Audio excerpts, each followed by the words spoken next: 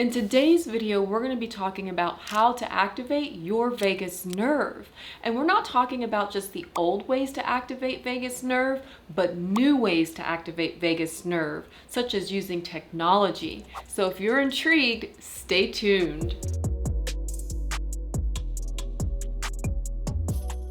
So I'd like to start by talking about anxiety, because anxiety is a process and emotion that we all experience in life. However, when it becomes chronic, it can be debilitating, and it can actually activate that HPA axis, or the hypothalamic pituitary adrenal axis, that I've talked about in many of my videos, particularly the medications for anxiety. In all of those videos, I've mentioned this HPA fight or flight axis, right? And this is where your stress response becomes overactivated, where you're in this fight or flight mode, or maybe even freeze mode chronically, and your heart rate is consistently elevated. Maybe you have tension in your neck and shoulders, and your overall health may even be poor because that leads to increased inflammatory markers. And now when we're looking at our nervous system, this HPA axis is part of the sympathetic autonomic nervous system. And the autonomic nervous system has two branches: the sympathetic, which is that HPA axis, and then parasympathetic, which is the rest and digest. Now, where the vagus nerve comes in is specifically with the parasympathetic nervous system and that rest and digest state. So you can see how stimulating or activating vagus nerve can actually be very beneficial for improving anxiety and many other things. You see, the vagus nerve is our 10th cranial nerve, and it's the longest cranial nerve. So it innervates directly in our brain and then goes down through our throat, our heart, our lungs, and even down to our digestive system, and even down to the pelvic floor. So there are many innervations throughout the vagus nerve and branches that reach out of the vagus nerve, and we have two vagus nerves on each side. And as I mentioned, the vagus nerve is part of that parasympathetic rest and digest part of the autonomic nervous system, and its role is to help reduce sympathetic response, or to turn it down or even off if it's overstimulated. And so it can help to counteract that HPA axis fight or flight that often occurs with anxiety and even with chronic stress. So when it comes to stress regulation, the vagus nerve has actually been shown to reduce heart rate, reduce blood pressure, improve or reduce inflammation or the inflammatory response, as the vagus nerve can actually reduce the release of pro-inflammatory markers, as well as promote anti-inflammatory factors or markers. So that's remarkable. And it's actually been used to help reduce long COVID symptoms because of the way it helps reduce inflammation. It also helps reduce stress hormones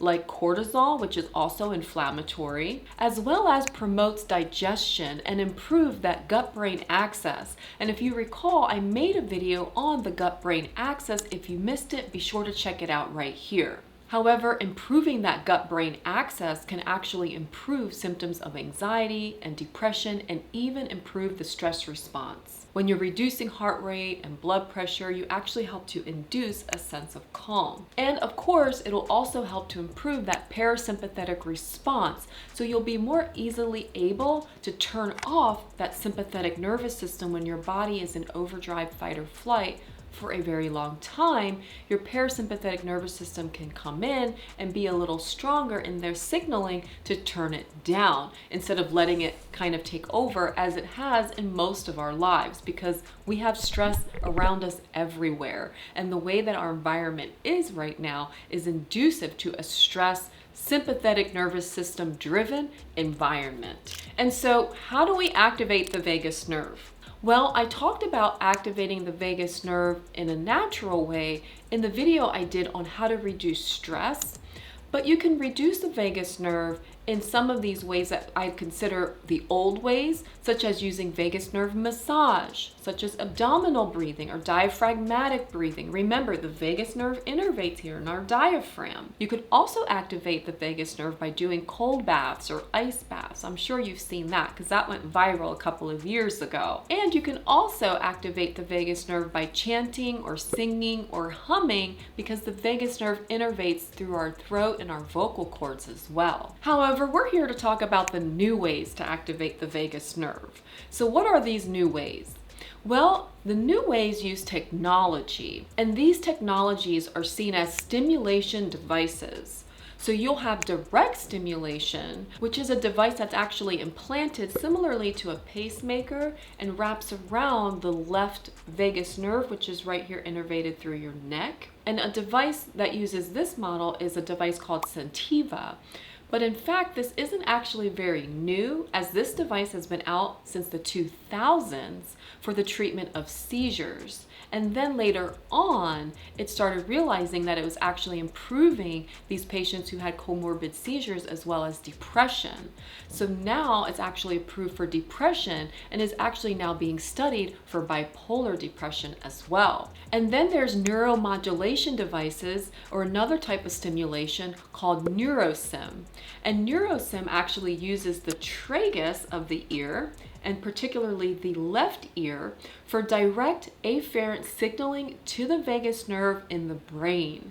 And this is actually quite amazing, quite unique to NeuroStim, and it is a certified medical device and has been studied in not only anxiety, depression, but also long COVID, reducing inflammation and improving heart rate variability. And so if this type of neuromodulation device intrigues you, make sure you're subscribed, because I'm going to be making a video specifically to NeuroStim in the next video. Now, another device is by indirect stimulation called AlphaStim Aid, and this is another type of certified medical device that clips to the earlobes and uses afferent and efferent signaling to the vagus nerve to induce a sense of calm, and has been used for anxiety, depression, insomnia, as well as reducing pain. And now the reason I emphasize certified medical devices is because there are many knockoff devices out there, and you have to be careful. So buyer beware here. Now, it is important that if you're going to be looking into buying a vagus nerve stimulation device, that you make sure that it's a certified medical device, because there are many knockoff devices on the market where you can buy a device very cheaply that was probably very cheaply made, not FDA approved or regulated, which can actually lead to harm, because non-regulated devices do not go through the rigorous process of medical testing.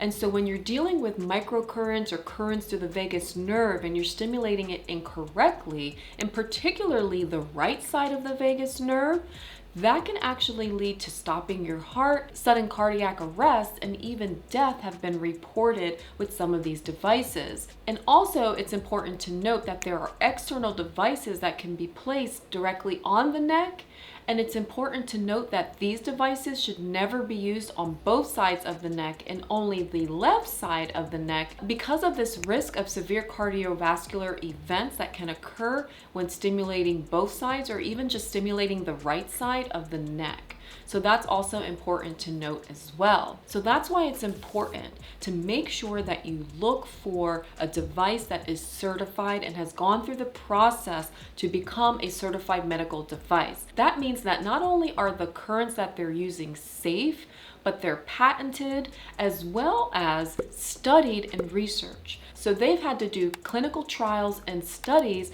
to prove that their device is safe and effective for the uses that they state they are for. So if you're interested in learning more about these devices, check out the links in the description for each of these devices so you can decide for yourself which one of these devices may be right for you.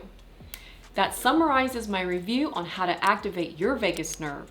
Have you had any experience with activating your vagus nerve or trying any of these techniques? Please let us know in the comment section below, because we learn from sharing each other's experiences. And as always, I thank you for watching. I wish you well on your mental health care journey, and I look forward to seeing you all next week.